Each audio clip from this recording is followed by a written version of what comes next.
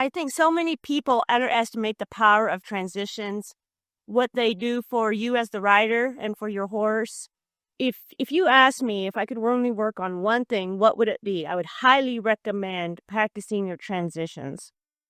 And transition just means a change of gait or change within a gait. And the thing with transitions, as you're working on them, you can do them anywhere. You can do them in the arena, out on the trail. You can incorporate them into your patterns. You can work on them on a circle, serpentines, figure eight, straight lines. So I'm going to take Charlie out here on the circle, and this is going to be our warm up. I just brought him out, and we're going to practice our transitions. And as I'm practicing these transitions, I want to just go over why it's so good to work on transitions with your horse. So let's get him out here on the circle.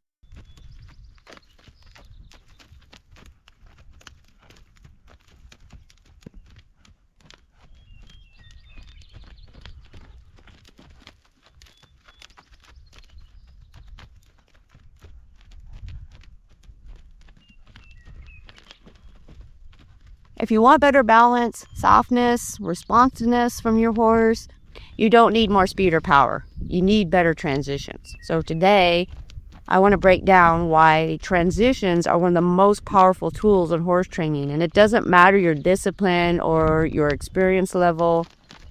So, like I said, transitions are simply the changes between gaits or within a gait.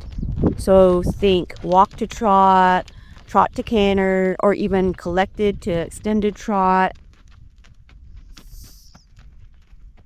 And for me, it's not about the change itself. It's in how your horse responds to that change. That's very important. So let's go over the benefits of working on your transitions, improving your transitions. Number one, if you have a dull or unresponsive horse, you will get better responsiveness because transitions teaches your horse to listen to lighter cues. So it teaches them to listen to your seat, your breathing, and your energy instead of always having to rely on your legs. So you're constantly having to kick or use your reins. Also, transitions keeps your horse tuned in, so they're going to be more present and they're going to be waiting for your next ask. So transitions improve your horse's focus. Another benefit to transitions is it strengthens your horse's body. So every correct transition works on your horse's hindquarters, their stifles, their core, and especially with those down transitions. And while you're working on these transitions, what you're going to be doing is you're going to be building balance. So that's another benefit to transitions.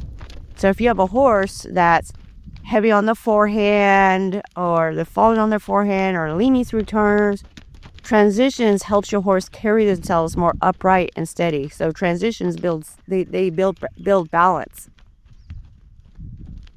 Another thing that I found that transitions do is it shows me exactly where my horse needs help. So if my horse is struggling, maybe with straightness or strength or softness, by working on my transitions, it just helps me identify resistance.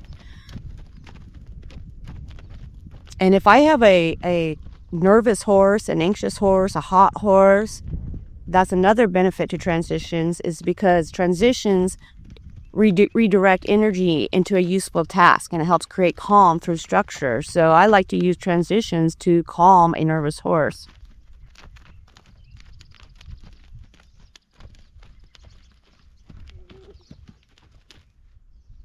And as you can see, as I'm riding Charlie around here, you can see his body is getting softer. He's lowering his poll. So when timed well, transitions help a horse soften at the poll. If you're riding in a bit, it helps him soften the jaw, the rib cage. And all of these benefits, there's so many benefits for the horse, but there's also benefits for you too. So as a rider, transitions, they help you develop timing and body awareness and the ability to influence your horse with finesse and instead of force. So transitions improve your feel.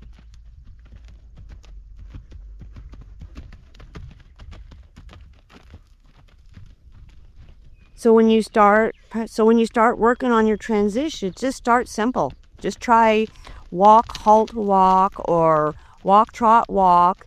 And as you're working on these, it's important to remember to focus on the quality, not speed, and release immediately when your horse responds softly. And as I'm constantly putting a transition in there to keep my horses focused, getting them lighter to my cues, building up that softness, building balance. So transitions, and that's another thing to remember. They're not just about movement. They're also about mindset and connection.